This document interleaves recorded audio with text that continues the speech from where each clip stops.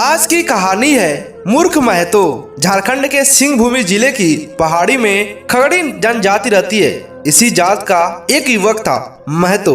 महतो जंगल में खाने पीने का सामान बटोर कर अपना पेट भरता था। उसका घर पहाड़ की एक चोटी पर था। महतो हर काम में जल्दीबाजी करता था। कई बार उसे अपनी गलतियों की सजा भी भुगतनी पड़ती थी, किंतु उसके कान पर जूं तक नहीं रेंगती थी। एक बार वह रात को झरने के पास बैठा बांसुरी बजा रहा था। तभी उसकी नजर एक सुंदर हाथी पर पड़ी। हाथी के शरीर पर बहुमूल्य आभूषण थे। उसके देखते ही देखते वह हाथी आकाश में उड़ गई। तब महतो की समझ में आया कि वह तो इंद्र की ऐरावत हाथी थी। अगली रात महतो फिर उसी स्थान पर आकर बैठ गया। उसने हाथी को घूमते देखा तो मन ही मन में कुछ निश्चय कर लिया। जैसे कि ऐरावत उड़ने लगा तो वह उसकी पूंछ पकड़कर लटक जाएगा। हाथी उसे स्वर कर लेकर चला गया। स्वर की जनगाहट देखकर महतो हैरान रह गया। वहां वृक्षों फलों से लदे थे। दूध की नदियां बह रही थी। चारों तरफ फूलों की खुशबू ही खुशबू थी। पकवानों में थाल भरे थे। महतो को वहां किसी ने नहीं देखा। वह जी भर कर घूमा, अपने पेट भर खाना खाया और पेड़ की छांव में सो गया। ज्यादा देर रुकने पर पकड़े जाने का भय था, इसलिए अब वह उसी रात हाथी की पूंछ से लटक कर धरती पर आ गया।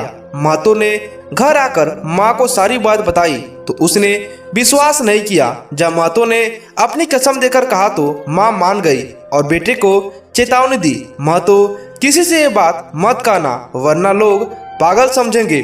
महतो ने भला माँ की बात कब सुनी थी, उसके लिए बात हजम करना भारी बात था। उसने गांव के मुखिया से जाकर कहा, वाह भाई, स्वर्ग तो क्या कहना।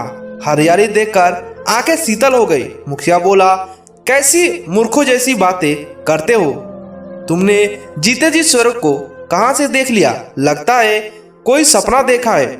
नहीं मुखिया जी, मैं तो सचमुच स्वर्ग गया था। ऐरावत की पूंछ पकड़कर लटक गया और उसी तरह वापस भी आ गया। कहो तो आपको भी ले चलो। मुखिया ने सोचा कि चलो इस बहाने पता भी चल जाएगा कि कहीं महतो गप तो नहीं मार रहा। मुखिया अपनी पत्नी को बताने गया तो वो पीछे पड़ गई। वह भी साथ जाना चाहती थी। इसी तरह मुखिया की माँ, बच्चे और बाप बुआ आदि साथ जाने की जिद पर अड़ गए। महतो की माँ ने उसे लाख समझाया कि वह किसी को साथ न ले जाए, पर उसने एक न सुनी।